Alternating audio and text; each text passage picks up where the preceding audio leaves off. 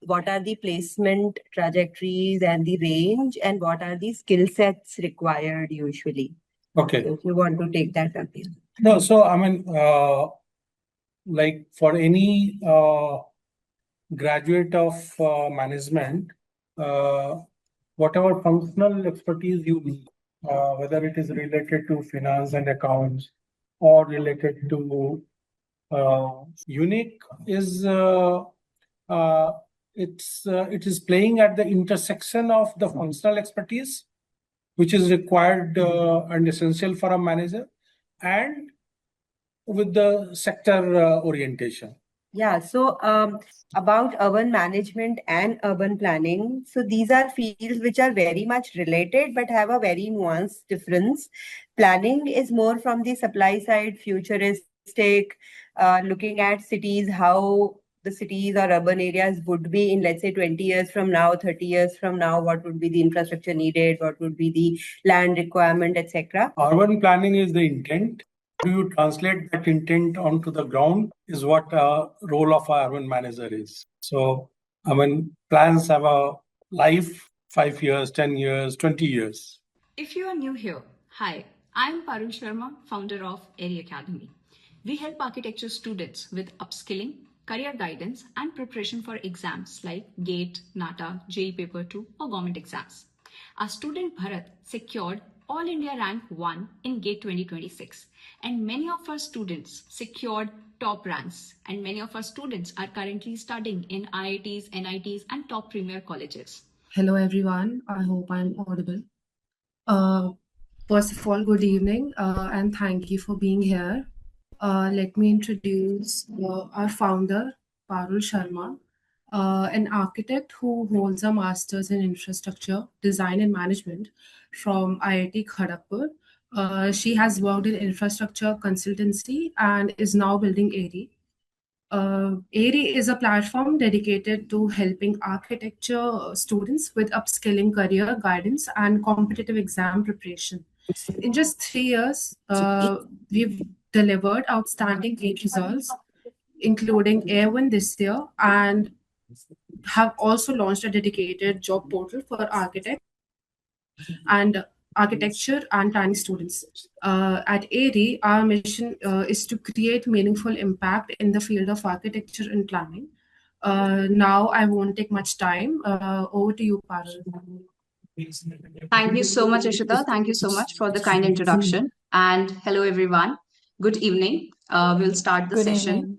And today we have with us the Dean of Faculty of Management, although he'll be joining shortly, who has 40 years of experience in this field across government and public sector, organization and management consulting. That's amazing. And that's the example of, people and leaders that I give to my students also. And we have Dr. Astha with us, who holds a PhD from IIM Ahmedabad in public system and has strong expertise in urban economics, infrastructure, and public systems. And along with that, we have Dr. Sejal with us, who has 30 plus years of experience in urban planning, housing, and real estate. It's an honor for us, for Aerie Academy, to have all the esteemed host, all the esteemed leader with us on this platform. And we are looking forward to have more such collaboration with CEPT and the things that you are providing, the kind of education and the level of education that you are providing. So to all the students who are there, who joined, thank you so much for joining in. This is exactly the kind of webinar that I tell in classes and that you ask, what are all those things that we can explore after B.Arch or B.Plan? And that's exactly what we are going to discuss in this webinar. So to be very honest, students asked me, we prepare and we provide classes for GATE architecture and planning. Now, there are students who didn't clear it or who couldn't clear it or has low marks or in GATE, right? So one thing that I tell them, GATE is not the only option. There are multiple other options that are there. And we explored and we contacted you all so that we can host such a webinar that can provide insightful information to students as well. So thank you so much for being here on the platform. And I won't take again much time. And over to you, Jenny. I'll just make you the host and we can start with the session. And thank you once again for being here. I'm so excited to hear all about this particular course and what we are going to be, learn from all the esteemed leaders. Thank you. So good evening, friends. Good evening, Aerie, Parul, and the team. It's wonderful to meet students of architecture and planning under your, in your institution and who are looking at different kind of career trajectories in built environment. And in this context, we are very happy to also talk about the two programs now that we've initiated. It is actually a legacy programs which have now been transitioned into an MBA degree. But with us still, because these are all positioned within CEPT University, with a big focus also on the built environment. And so we would like to talk to you about the two MBA programs started this year. One is an MBA in urban management that my colleague Asta will talk about, and then MBA in real estate that I will take you through. Very exciting need of the hour in the country when such a fast pace of urbanization is already, happening in the country. Economic growth and urbanization going hand in hand, and how can we build leaders who can actually meet these urban challenges in the cities, to build the infrastructure and also the floor space in a very responsible manner, in a climate resilient manner, and in an inclusive manner. So that is what largely the focus of the two program is. And yes, I will take you first through the MBA program, how it is positioned within the country and what is its unique USP among all the other MBA programs that are there in the country. Next slide, please, MBA. Jenny, can you transition to the next slide, please? Yeah. So, the Indian growth story, we are all familiar with that we are at one of the inflection point in our growth history. And there is a very accelerated pace of urbanization, and which is to meet the kind of challenges, we will need to, on a fast track basis, convert land to build spaces for meeting different kind of functions. And this are going to be to meet this kind of challenges, we urban organized real estate sector is going to play a big role in this. Now, what is the kind of spaces that are going to be required in India to meet the kind of demographic and urban growth? About two Mumbai size cities are going to be needed in India every year, looking at the economic and the growth, projected growth that is, envisaged by the various organizations. Also, currently, real estate, which is going to be producing this kind of spaces, uh, contributes also to the economic growth, 7% contribution to the GDP, and it is likely to grow. Its contribution to the economic growth is going to be like around 18% by 2047.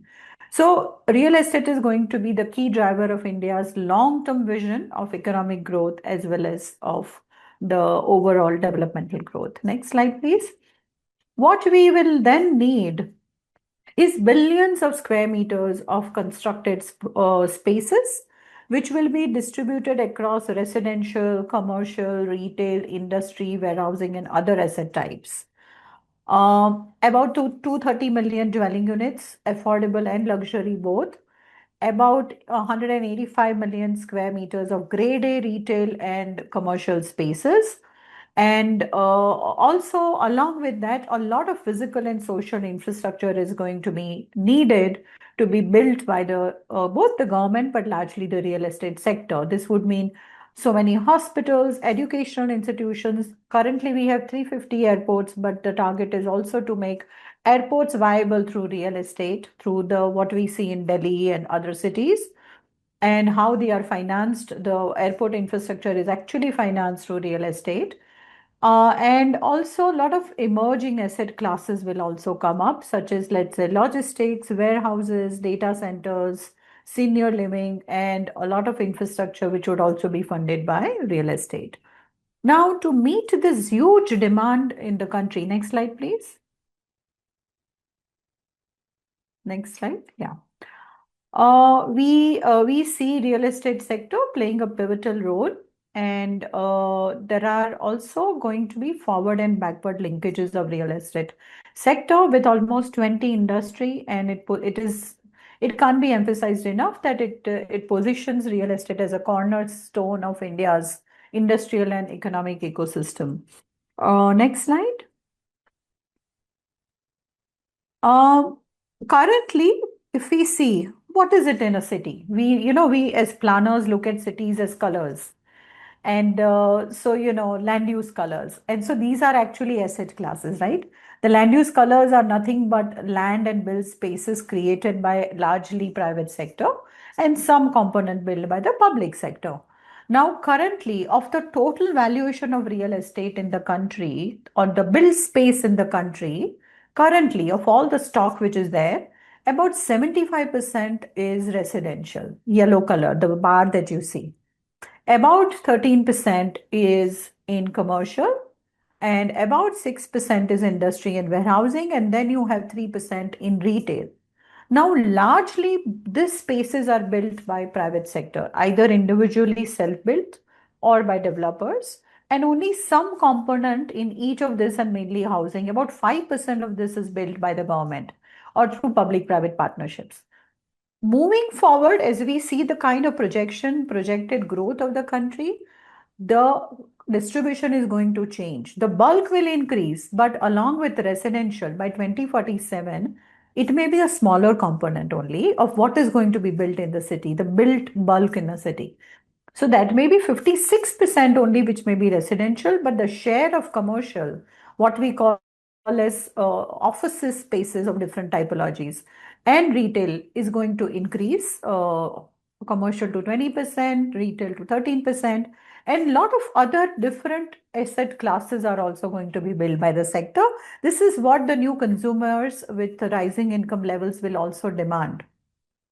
And this would include data centers, senior living, hospitality of different types, hotels, senior executive living, co-living, different types of hospitality spaces as well. And all of this is going to be built largely by the real estate sector next. While on one hand, there is such a high demand, of course, residential is going to continue. And in residential, it will be both affordable housing, as we call it, quote unquote, and also the luxury housing. So there is a full spectrum of that also, which is going to be needed. And within this, there will be also a rising emphasis on green real estate, where design is going to be a differentiator. Sustainability will have to be embedded in design, construction, and operations of such residential housing. There is a lot of policy focus already by Government of India, both for building affordable and for green. And we need professionals who can work with the developers and government to help them make policies and implement such projects. So that is also going to be one huge area where this would be, such professionals are going to be needed. Now earlier we used to have corporate social responsibility. Now we have something called ESG, environment, social, and governance, which is a mandate now for almost all the private entities. So sustainability is going to be strongly built also into the real estate, including in residential. Next. So now with such a hyper growth of the both urbanization and also economy and demography in the country, why does the real estate sector now need specialized professionals with an interdisciplinary outlook? And why do we think CEPT is well positioned to meet this challenge? One, earlier the real estate sector used to be mom and pop firms, largely managed by families and informal. But now there has been, with the kind of changes, with the rise of the REITs, with the rise of FDI in real estate, and many other changes in the financial sector, now we see that the real estate sector itself has become more, it has shifted from formal and informal to professionally run and managed and organized. And there is also rise of well capitalized pan India developers and international property consultants like JLL, CB Richard Ellis, and so many others, which bring in the global expertise and extend this support to the different developers. So this is one demand of the sector now. Second, there is a growing focus, and this is where architects and planners also are very important in this segment, in this sector. There is a growing focus on design differentiation and sustainability as key market expectations. So, two projects together, if you see, a consumer will go for what is the new design element, that may become the sort of a expectation of the consumer and a differentiator between two projects. So this is where the need for an architect or a planner or the built environment experts also is important in the sector. The third aspect, and this is where planning understanding comes in very important, that urban land dynamics. Finally, cities are not able to grow because of the urban land dynamics. So how do urban land dynamics and macro policies, how do they shape the land markets? And understanding of that is becoming very important. How is service land delivered to the markets? How is land use, how is regulation shaping the markets? And also how is mobility and various other social infrastructure also being delivered to the markets? And understanding of this comes from the basic understanding of planning as well. And finally, there is also the sector requires now expertise in capital markets, in financing. How are such projects financed? What is the overall financing policy in the country for different asset classes? And what are the also consumer level financing models? Now, what this essentially says, these four aspects, which are the expectation of the real estate sector, it demands that we have professionals who are interdisciplinary outlook, planning, designing, finance, marketing, and also a little bit of land regulations and policies. And it is this over an interdisciplinary outlook that we are hoping to impart and have a complete kind of professional nurtured in the real estate sector. Next. Next slide. So this is the larger ecosystem within which the professional competencies are to be created. Larger ecosystem of real estate where you have developers, international property consultants, financial institutions, planning and design firms which give end-to-end solutions to the developers. Where they are actually building, doing the best use analysis, they are doing the site visibility, and then they are doing the entire master plan, and also finally good for construction drawings. And once it is done, also doing the post-occupancy operation and maintenance, working with the developers to do that as well. So such kind of firms, plus data intelligence and market places. So all of this constitute the larger ecosystem of real estate through which build space of different types, including residences, hotels, malls, multiplexes are being delivered to the cities. And what this ecosystem requires is professional competencies which can be built to meet the demands of all of these stakeholders to a large extent. Next slide, please.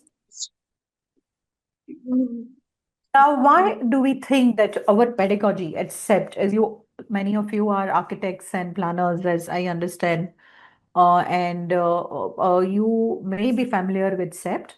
Now, why is our pedagogy aligned with what I mentioned earlier as the emerging needs and demands of the real estate sector? There are 3-4 main reasons. One, that in CEPT, there is a deep focus on practical learning and industry engagement. So we do not only bring in theoretical understanding. All our focus is to bring in practical solutions to real life problems and mentoring by industry leaders. This is a big part of the pedagogy, and industry engagement is right through the curriculum of a student's life. Second, because of the 5 disciplines that we have, which is planning, design, architecture, management, and construction technology, and also the opportunity is given to the students to have an interdisciplinary and multidisciplinary collaboration through choice-based learning. So students can also do electives and can do also, summer and winter school courses and other courses across the various disciplines. This kind of institutional architecture also creates a good learning or gives a good background for interdisciplinary learning. Global exposure. So we have collaborations with 40 universities across the world. And these are active collaborations where students are coming and going for exchange, and also where summer and winter school courses are offered in collaboration with them. So this also allows students to have a international exposure and international learning in terms of what are the global practices. Finally, there is also a big focus on technology and innovation in our curriculum, with also new labs which are coming up and a deep focus on machine learning and AI in our pedagogy as well. So these are some of the reasons where we think that our pedagogy is well aligned to meet the demands of the real estate sector. Next. So the curriculum is going to be focusing on in this new program which has been conceptualized. However, it is actually a program where which is drawing upon our lot of our existing courses and programs which are now being transitioned into a real estate program. And this is where there are vis-a-vis the other MBA programs which are in the country. This is where it is going to be unique. On one hand, there will be a introduction to building firm leadership to lead, lead and manage a firm, a small developers firm or a fund firm or a financing institution, and building the kind of giving the competencies to manage and lead a firm. What would it mean? Learning about economics, finance, and so the focus is going to be on how to lead a firm, but at the same time, also how to see, also to understand how various macro markets for different asset classes are shaped by land use and urban planning and regulations, infrastructure, transportation networks, how they are shaping different macro markets, let's say for residential, for commercial, for retail. And then within those macro markets, how are different projects also shaped by these macro markets? And then how do you plan, design, and finance different kind of asset projects, say a township project or a multiplex project or a mixed use project, or you may also have standalone corporate towers or a mall or a different types of asset classes, how to sort of plan them, how to design them, how to finance them, what are the sources of finance for developers as well as also for the consumers, and how do you sort of make sustainable projects, design such sustainable projects.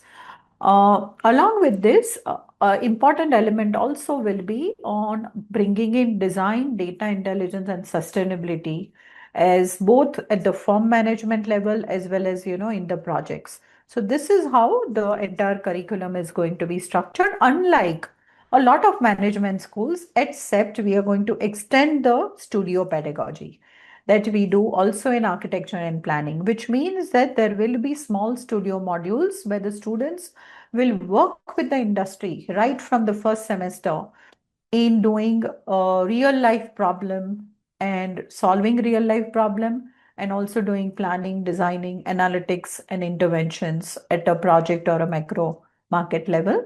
So this will be a difference in our program with the other MBA schools. Next slide. So so this would be a 2 years master's program in real estate leading to MBA degree, and it will be open for all undergraduates who have and there will be a very strong industry focus building upon CEP's legacy of past 60 years, and the alumni playing leadership role in the real estate ecosystem and drawing upon those connection, also keeping a very strong industry focus in the curriculum.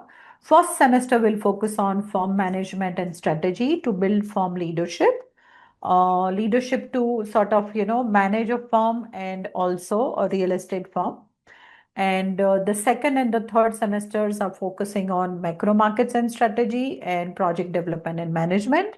And in the fourth semester, there will be industry immersion, where the students will work on a capstone project, but directly with a faculty mentor and an organization mentor in an organization. It could be a developer's firm, it could be an international property consultant, it could be a planning and design firm, or it could also be any of these data analytics and marketplace firms. These are already part of our networks, and students, our current alumni and students are also working there. So they come back to give back to the institution as well. So they would be part of this capstone project in the fourth semester. Students will also do optional internship in summer, which is between the second and the third. And also there will be an opportunity for global immersion through summer and winter school courses. So it could be between first and second semester, or it could be between third and fourth semester. So this is how the overall program is structured. Next slide, please. These are into the details of how the studio is. So in typically any postgraduate student in CEPT will gain about 20 credits per semester. So 4 semester means 80 credits. Out of these 80 credits, there is 10 credits which are elective to also allow students to have a choice-based learning. So this elective student can take on any of the faculties in CEPT. They could do a course in architecture, in planning, in design, and they can also do a summer and winter school course in any of the faculties at CEPT. The balance 70 credits will be within our Faculty of Management, and specifically within from second and third semester onwards in the specialization of real estate. First semester, as I mentioned, there will be through 3 studio units of about 4 weeks each, smaller studio units.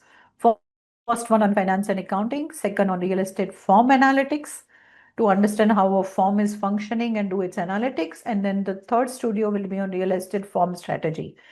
If it's a developer's firm, where should they focus on which kind of project areas, which kind of products, where are they, where is it functioning well, where is it not? Those kind of, interventions at a firm level. Along with that, there will be 4 core courses. In the second semester, the focus is going to be on macro markets and to understand what are the enablers and disabler in a city's macro markets.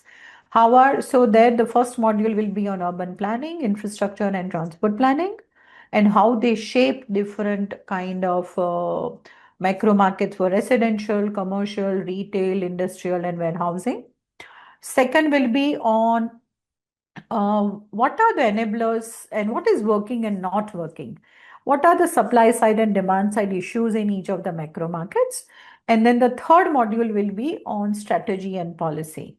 So this is where there will be 3 studio modules in the second semester and related courses related to that. And then in the third semester, the focus will come to a project where the students will actually, each student will do a project design and technology understanding of that, project finance and appraisal, and then also entire project development, including construction project management. And finally, in the fourth semester, the focus will be on industry immersion, where the students will work on a real capstone project and with an industry partner, but under the mentorship of a faculty and an industry mentor. Next slide, please. So these are the details of the courses and the electives. Yeah, there will be electives and there will be a bigger basket of electives also as we move along. Somebody from engineering background or architecture can do building information modeling. Building energy systems. CEPT has one of the best programs on building energy systems. And those faculties will be involved also, and innovation and entrepreneurship and corporate ESG. These are specific to real estate, but there could also be other electives that students can opt for in the 10 credits of electives that they have. Next. And this program that we are working on, it is also being shaped with an advisory group of industry leaders. And they have been our long-standing associates, and some of them also alumni of CEPT. And it is in close coordination and in discussion with them that this program is being delivered. And this is also in discussion with some of our international partners, including University of Denver and Henley Business School, University of Melbourne, and 2 of the developers. Association, which is CREDI and NEREDCO. Next. Yeah. So I'll conclude here.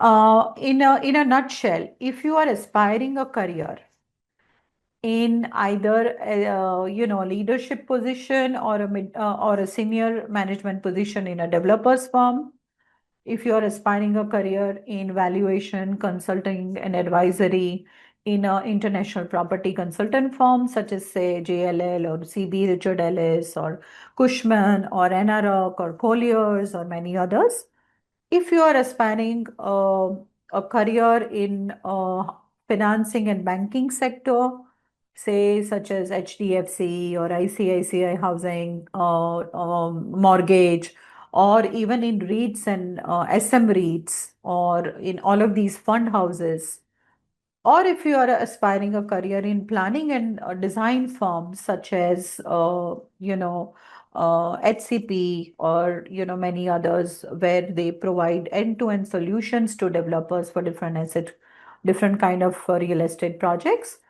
or if you are aspiring a career in, let's say, magic breaks or common flows, which are a marketplace for real estate, or data intelligence firms such as Sevils or Prop Equity, which provide macro market performance data to real estate.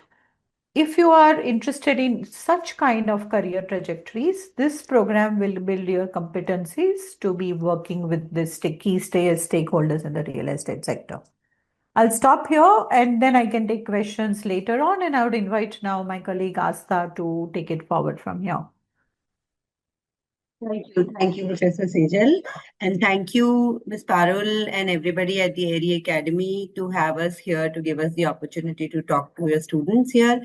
And Professor Sejal already has spoken about MBA in Real Estate program. I will be taking you through the details about MBA in Urban Management, the other MBA program that CEPT University Faculty of Management offers.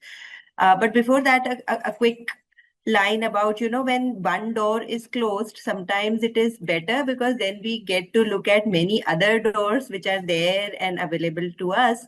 So if GATE, I understand that most of you were trying to write GATE to do engineering courses. And to tell you, in most of the MBA programs across the country, the class is full of more than 80 to 90% engineers. So it's not that engineers cannot or do not do management programs. Management is a very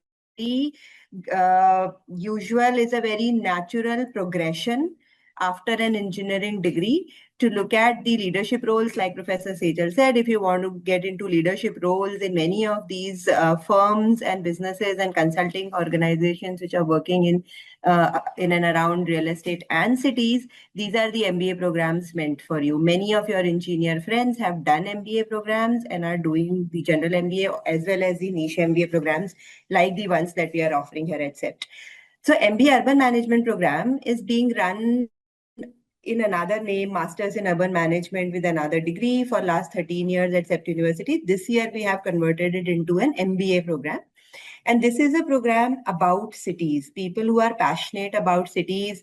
We all are citizens and we all face these issues day in and day out. We all worry about the traffic around us. Why is it that the water supply is always an issue? Why is it that housing is not affordable? Why we do not even know about our urban budgets most of the times, and we only see news items most of the times about infrastructure projects which get delayed. If you are looking for answers to some of these, and if we are passionate about really changing the way our cities have to function, this is an MBA program which would give you all the required knowledge and theoretical tools and practical exposure to answer some of these concerns. So the program takes you through the urban governance aspect, how are cities financed, how is infrastructure built, how do we cater to the needs of sustainability, all this, and I'll take you through the curriculum as well. We can move to the next slide. Yeah, so the structure is very similar to what Professor Sejal already has presented. Both the MBA programs are structured very in a similar manner, in the first semester, the focus is on building the foundations of urban management, where you start reading the city through the lens of a manager. So you look at who are the actors, how is the finance arranged, what are the services that are being provided. So to equip you with these, we do have a basket of courses, mandatory courses, and CEPT follows this very unique pedagogy called Studio, as Professor Sejal already said, that we take you to the field, we make you interact with people, actual actors, real stakeholders, the municipal commissioners, the city engineer, others who are working on the field. You talk to them, you find out what their problems are, you gather information, data, bring it back to the classroom, work, analyze, and then we go back and present also our results to some of these stakeholders to really make an impact.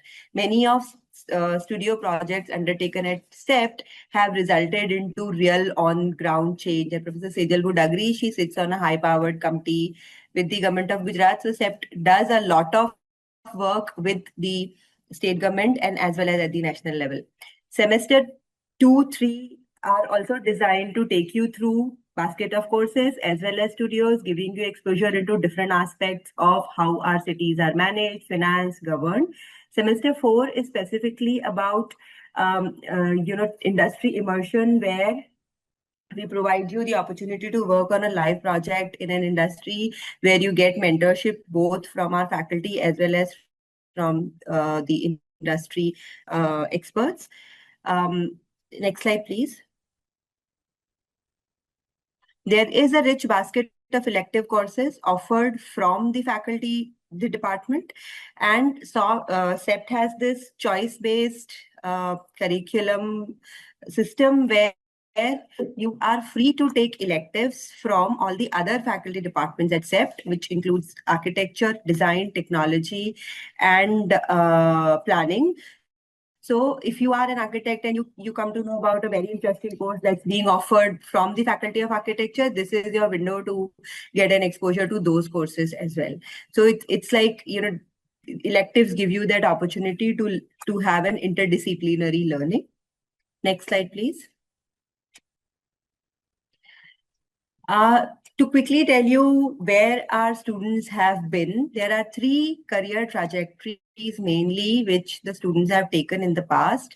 Many of our students are very successfully working in senior positions in the management and development consultancy firms, the big fours, EY, PwC, KPMG, and Deloitte, and others. The second trajectory that people often take is to go and directly work with government missions and organizations like Smart City Mission and many others. These names are there on your screen. And the third and very important and interesting career path that they often choose is to go and work for research and advisory organizations. There are many very, very interesting places to work these days. There's Janagraha, there's CEE, there are many others. And CEPT also has our own CEPT Research and Development Foundation, where we do advisory projects and our students go and work there as well. Next slide, please. These are some of the examples of our students in the recent past, last year and before that. It always helps to have names associated with people's faces and companies. Just to tell you, this is where our people actually, the seniors, the alumni are. And you can see some of the names that we already have mentioned. Next slide. This is the places where our current students, those are in the second year right now, they did their internships between first and second year. So there's this internship opportunity between first and second year that you can take up. And the students from the current batch have worked on their internship projects at these places. They work with NIUA, Colliers, and so many other, KPMG, Praja Foundation, and many others. Next, please. Okay, now to talk about life at CEPT, because CEPT, if you are from Ahmedabad or if you are aware of the colleges in and around Ahmedabad, you would know that CEPT has a very happening, very active life for students here on campus. So many activities, so much to learn and participate. I invite our ambassadors, Vishal from the second year and Smriti from the first year, to take you through these. And because they are a part of all the things that happen around the campus, they would be able to tell you much more about how they look at life at CEPT. Vishal, over to you. Yeah. Thank you, ma'am. CEPT has a very vibrant campus with people across the country. So its environment will encourage you to contribute your part in activities, events, and different competitions. So we welcome you with a freshers party and orientation at CEPT level. And we mostly utilize our time with various activities such as Prabandhan, which is a management level event where we take part in urban innovation challenge and solve different case scenarios. Then we later end by a cultural night. We also participate in Prajatantra, which is urban governance platform, where we learn by engaging in field activities and different level of governance challenges.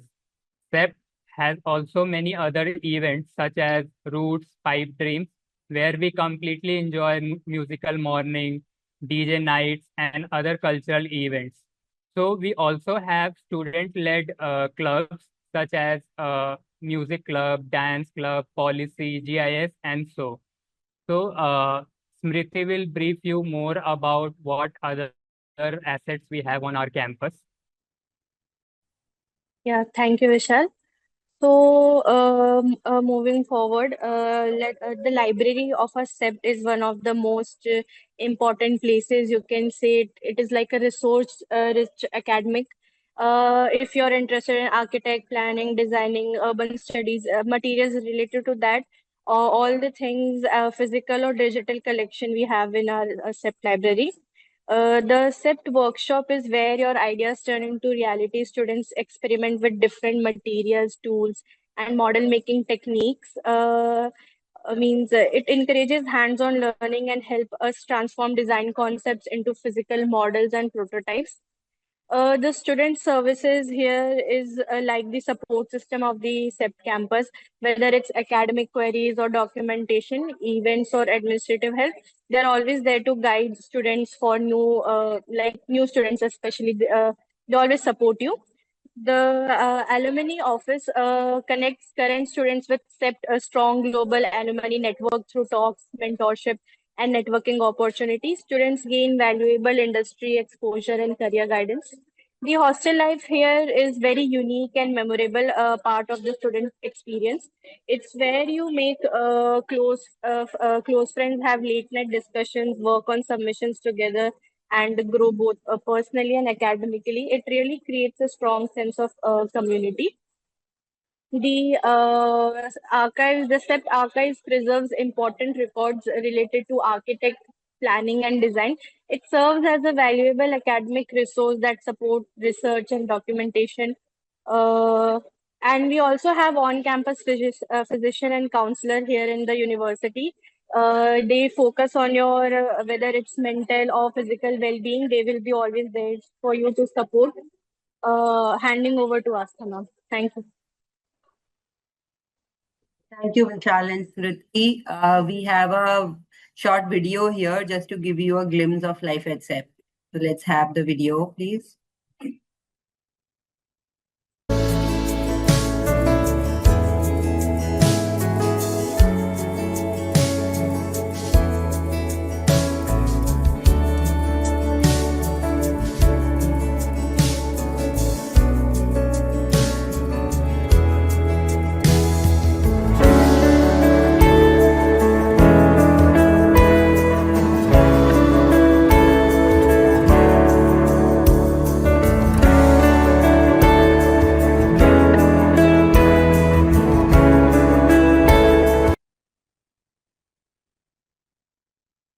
Now the admission process for both the programs, and I'll be talking about this because the last date to fill in forms for both the programs is approaching. It is 6th of April.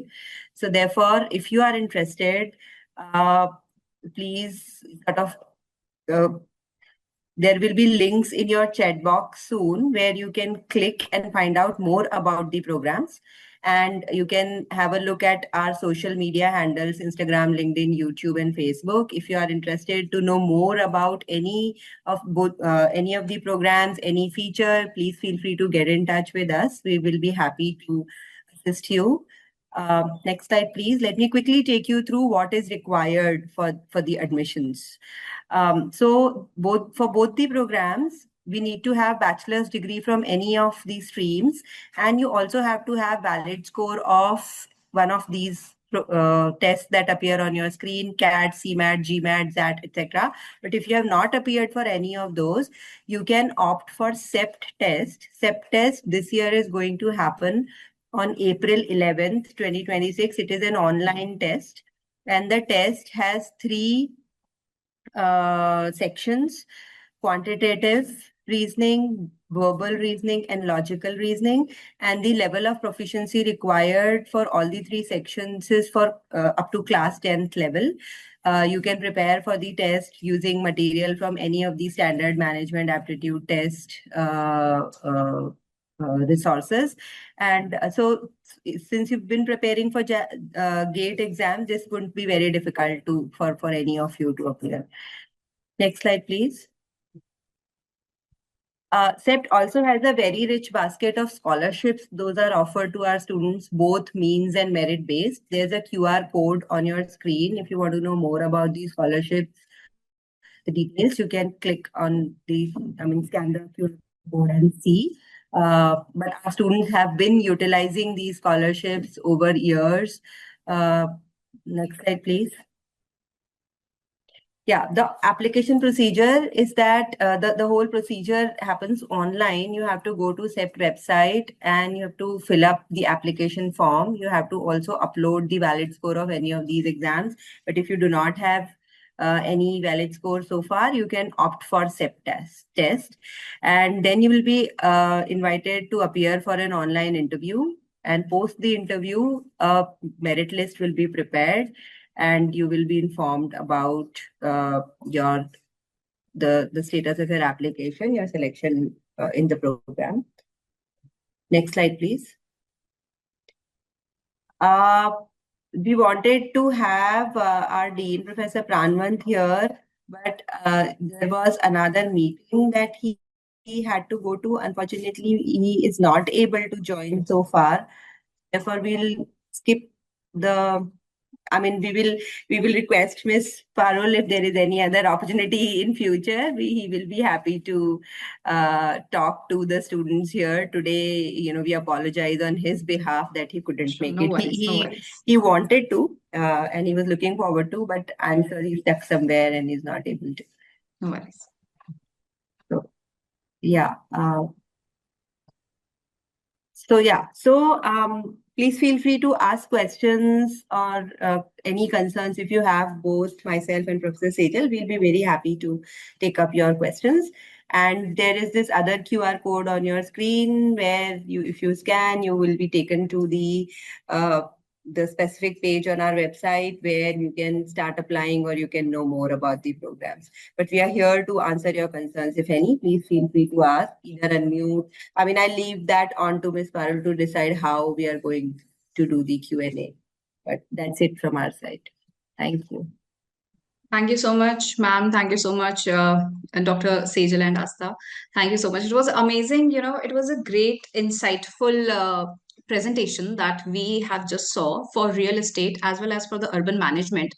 And what exactly stand out for me in these two courses, and this particularly, after I did my master's from IIT Kharagpur, I also take one degree in MBA in startup leadership, right? And when I was seeing the curriculum, that stand out for me because in the curriculum we are learning things related to architecture. Most of the students here are from B.Arch and B.Plan. So after that, we are learning on real estate, we are learning on managing the firms, we are learning on financing, accounting, and how you are balancing that along with that digital marketing, digital technologies that are being used, data analysis that we are talking about, and also on economics, that most of the students, economics, finance, we are very far away. As architects, we are very far away on these subjects. But I think it's amazing what I did in 4 years. I think that's the summation in 2 years, and that's why these things, when I saw the curriculum, it stood out for me. So the floor is open for the questions. If there is any question from any student, if you want to ask anything, from our professors are here, and we all will be happy to help you out in this. And if there is any question, please feel free to ask. May I request Jenny, maybe you can now stop sharing so we can maybe also see the student screen. So just to get a sense, the students are from across India, or mainly from Delhi, or from where are the students? They are from across India. You all can share your locations also from where you have joined. So I think that would be great and insightful for us also. In the meantime, if you don't have any question, let me ask the question from the behalf of students, as I know what are the major questions that they have. So Ahmedabad, one person is from Ahmedabad, where the CEPT is. So yes, I would, like to highlight on the topics. For example, we have seen in one slide the placements, right? The placement where, for example, CBRE, JLL, and these are the major players in the market where everyone wants to go. So one major question that students have. So this is I'm just the voice of students. So we would like to know and understand how the placements are like after doing MBA. So what is the placement range that we are looking for? And another thing, this is two-pointer question. My another question is, what kind of skills, as Dr. Sejal also mentioned, the design capability that you are bringing in, along with that you are developing on the master's side in MBA on the management side of it. So I want to understand what is the mindset and skills that you are looking for the students who are joining into this particular course. So I think these two questions, maybe you can answer. Okay, sure. So I can maybe take this question for MRE, and then Professor Asta can also respond for the urban management program. So I'll take the second question first. What kind of skills and mindset? I think just a deep sense and commitment to learning. That's all we need. Nobody is going to be better off or worse off, be it architecture, be it somebody from architecture or planning, or even a bachelor's in commerce or a BBA degree. Everybody is going to be on the same level playing field. But a deep sense and a deep commitment to learning, because the 2 years is going to be at CEPT very intensive learning. Vishal is here, and his colleague is also here. They will also tell you that our pedagogy is so intensive that their learning, our focus is on ensuring a 360-degree perspective, giving them a 360-degree perspective of that sector, and also ensuring almost a vertical, learning growth. So with that as a focus, this is what we expect. Come with an open mind and a deep commitment to learning. Second, your question about where are the careers like? So as I mentioned, this is the first time we are initiating the MBA degree. But it does not mean that this kind of programs were not there. Earlier, for instance, I'm for a long time chairing a program in planning called Masters of Urban Housing. And this is largely transitioned now into the real estate MBA day program. Now, there, since past 10 years, our alumni have been placed in all of these organizations, and with IPCs especially, they work on 2, 3 verticals: consulting, some go into transaction, and a lot of them go into valuation and advisory. In fact, in IPCs also, some of the managing directors in this vertical are our alumni only from our program. And so they start with a sort of a mid-level career, but over a period of time, and with this kind of additional learning also that we are going to be imparting. Because in planning, as you are aware, and as you very rightly said, in planning and architecture, the firm management part of it and the finance part of it is not that strong. Now, that is precisely the reason we are now positioning this into management so that we can bring in also aspects of building firm leadership and a better and a sound understanding of the entire financial landscape and financing of a project, both the sector finance and also the project finance. So I think with that, they are going to be positioned into hopefully playing straight away or middle level onwards position into all of these firms that we talked about, including IPCs. This is strong. I This hope. is very strong. Yeah, Yeah, definitely. yeah. On the fees, I think, and my colleague Jyoti has answered. So, also I'm Yeah. very happy to share that Professor Pranavant is here, and he's able to join us briefly. So I'm Good evening. That's amazing. Hello, sir. Good evening.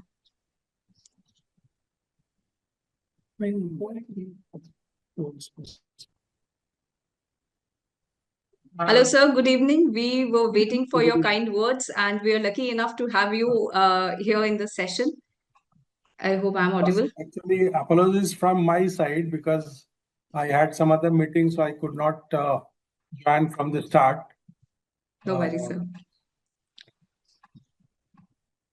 So, any questions which you So, sir, we just briefed them about both the programs. Professor Sejal spoke about MRE and I spoke about NUM, and we were just taking questions and answers. So, there was this specific question about what are the placement trajectories and the range, and what are the skill sets required usually? Okay. So, if you want to take that up here. No, so I mean, like for any graduate of management, whatever functional expertise you need, whether it is related to finance and accounts or related to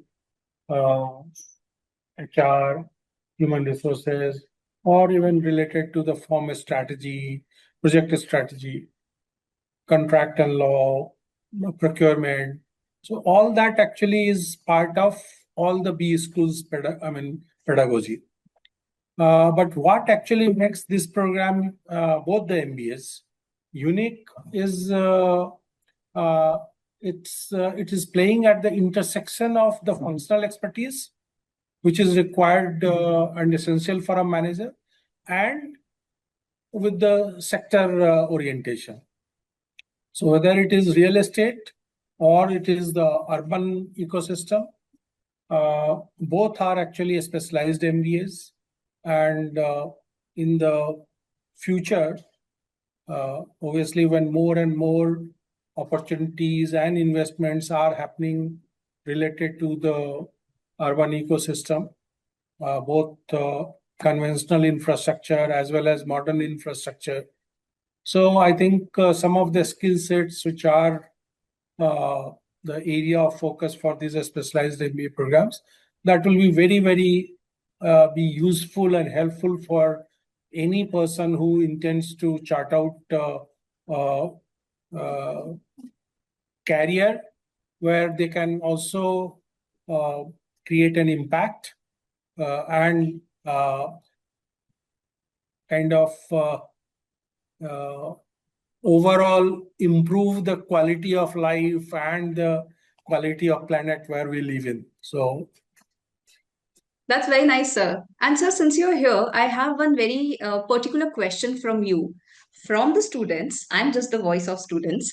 So, from the students, with your 40 plus years of experience in government as well as the private sector, and when we are looking onto in general how students are taking their career forward, right? So they also go for government exams, let's say, and because of that they go for planning degrees, they go for masters in planning, right? I want to understand that these MBA courses, I have seen the curriculum, I'm impressed by these curriculums, but what I want to understand is if anyone wants to take their career towards government side, then how these courses are going to help them in succeed into that particular area. in the government now we have the concept of minimum government and maximum governance. Yes. And we also had the concept of new public management. More and more, at least in the infrastructure sector and also in the urban sector, you are seeing a lot of incentives to the private sector to participate, and both the government and the private sector joining hands to deliver the project. And once the asset gets delivered, also be part of the service delivery. So that I think will continue. And in the future, that will be more and more important. So while your question is more focused on how these MBAs could be part of the government, so my response would be yes, there would be opportunities when they can be part of the government. But the important thing that is that they can, even while working with the private sector and drawing the compensation which a private sector employee gets, getting the incentives, getting the bonus, so getting the salary and compensation of the private sector, but still working for the government. So, I mean, Agreed. because if you are working for the government, you are also kind of, it's more purpose driven. You will be able to create impact that matters. So all that actually would be, but drawing the salary and compensation, what a private sector professional would get. So you are actually getting the best of both the worlds.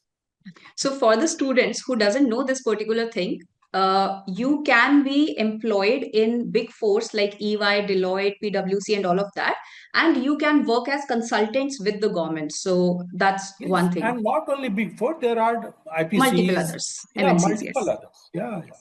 Definitely. So actually, now these days, most of the government organizations, they are trying to become a lean organization, outsourcing some of their core as well as non-core activities. So, and there actually your expertise is very much important. Agreed. So I think, sir, this, as I was saying to Dr. Sejal and Dr. Astha as well, the course curriculum is defined in such a way where, the students are getting the best of both the worlds, where they know how to lead and be in the leadership positions, and to know how to lead into the firms and, wherever they are going, along with having the practical knowledge of the subject that they have. And that was the main interesting point for me to conduct this webinar as well. And this was very insightful for me as well when I was seeing the data points that Dr. Sejal also presented. So it was an amazing session. We missed you, and but would love to have more such collaborations. Now, in the end, I would like to, just get a summary from you, if there is, having all of such, experienced people sitting here in this session. If, because most of the students are building their career, they are very early on in their career trajectory. So what are the kind of, because you are seeing where the market is going, you are seeing where the direction is going, right? So maybe something that you can add on to that, like what all is required at this point of time to build, that will be valuable for like 5 years or 10 years from today. See, actually, hard skills have a very limited shelf life. You know that. Yeah. So whatever may be useful for the students today, maybe after 5-10 years, that may not be important. But some of the learnings and some of the experiential learnings that you get, and some of the soft skills that you also develop as a part of the course pedagogy also, so that actually will keep you in good state throughout your professional journey. So in the professional journey of maybe whatever 30 years or 20 years, 30 years, 40 years, whatever you actually opt for, so you have to reinvent yourself maybe after every decade, if not less. So I would not say that there is one skill set that you will be imparting and that will keep them professionally good to manage their entire professional journey. I get it, sir. And this thing give me when I was keeping the name of our company Aerie. So I was looking onto Eagle, right? Because the thing that you said, you have to reinvent yourself. So Eagle is the bird who, reinvent themselves after a few years. And that's why I wanted to name something around Eagle. And that's why we kept the name Aerie, because that means the nest of eagle bird high on cliff. And Wow. yeah, and I'm very obsessed with the focus and determination that they bring, and I think that's wonderful. We have few questions around here, so Jerry, would be could you coordinate with this, Sure. or maybe I let think, me say, yeah, like, I think a Zoom user has a question that I'm an architect and he or she is confused between urban management and urban planning. So, Professor Asta, maybe you can take that, and then maybe Bhavya has a question that we can come to later. Yeah. Okay. Yeah. So, about urban management and urban planning. So these are fields which are very much related but have a very nuanced difference.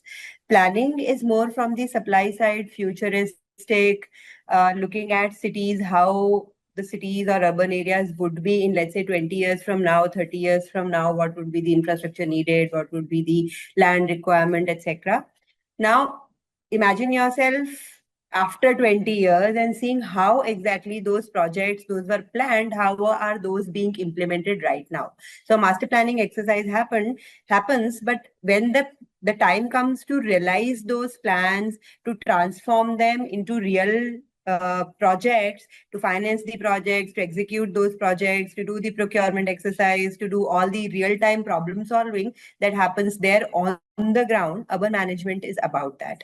Urban management is more about execution, and it has both the demand as well as supply sides, because when you are planning for the future, you make projections about who would be the users in future, but at the time when the project is being delivered, you are dealing with those users on the ground.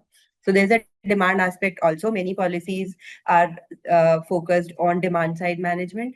So therefore, urban management is a field which is more hands-on, more real time, and more execution oriented as compared to urban planning. Having said that, both these go hand in hand and have very close interconnection. Hope this answers your concern. Urban planning is the intent. How do you translate that intent onto the ground is what role of our urban manager is. So, plans have a life, 5 years, 10 years, 20 years. But as a manager, you have to be concerned with managing the outcomes on a daily basis.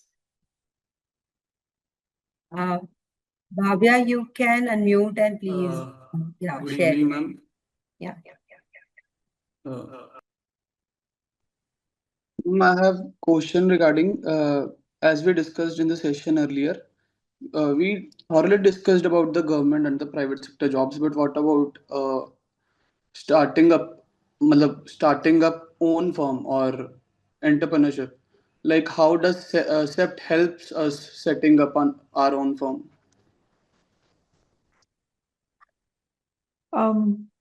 So one is the good question. In fact, what we found that over the years about in our planning curriculum, and I think also in our management, about 15% of the alumni do have their own startups of different types, architectural and planning and management, different types of consultancies. Now, how does this work?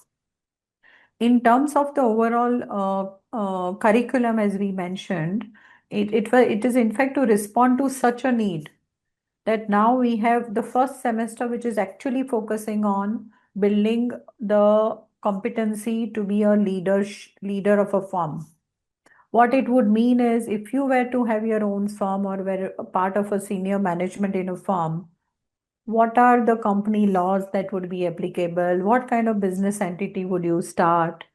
Or how would you procure goods, works, and services? How would you set up the balance sheet of your firm? And how will you do the accounting for your firm? How do you book the assets, liabilities, profits, all of that for your firm? And also OB&N, so organization behavior and human resource management, how would you do that? If you were also to think of doing the strategy for a firm and marketing for a firm, how would you do it? Some of those incubational understanding for you to incubate a firm is embedded in the curriculum already, in both the programs, in the urban management program and MRE program also. Along with that, if by some chance some of our students also do patencies, so a lot of about 75 patencies have been filed by CEPT of the students' output. Now we help them doing this, filing the patencies, and eventually some of them who have already got the patents, they may eventually also go on to doing taking that forward into incubating it and taking it forward into their own firms.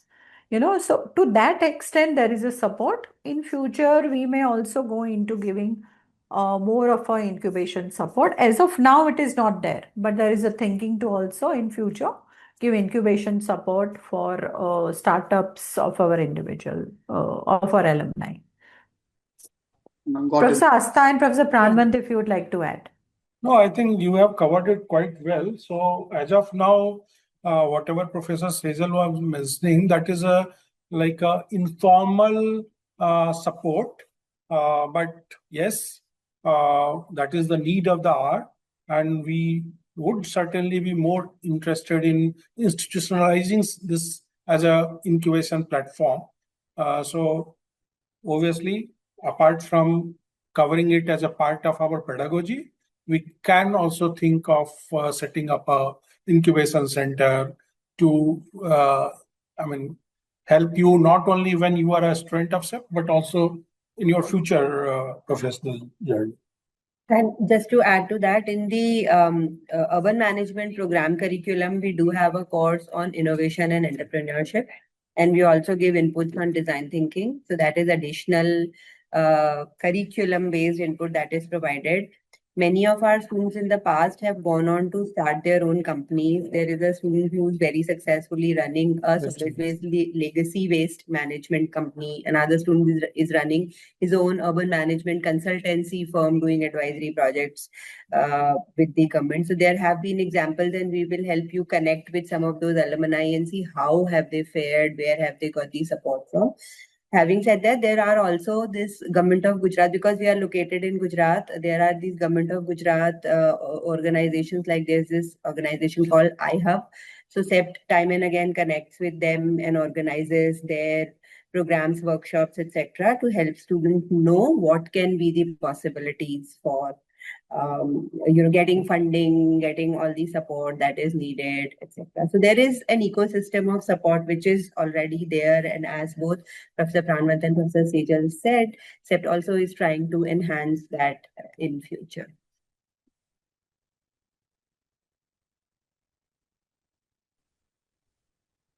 I think that's amazing and good question, Bhavya. Yeah, any other question anyone has?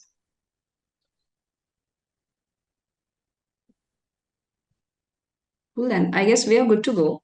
And thank you so much for giving out time, and thank you so much for this interesting presentation. And yes, I'm looking forward to more collaborations like this, and wishing you all the very best, and to all the students all the very best. And thank you so much for being a part. And yeah. Thank you, Ms. Thank you very much. Thank you, Parul. Thank you. Wish you all the best, all of you, and hope you get the admissions into the careers of your choice. So wish you all the best. And as Professor Asta mentioned, that even if the gate has not worked, it's okay. There are many other gates which have now opened. Yes.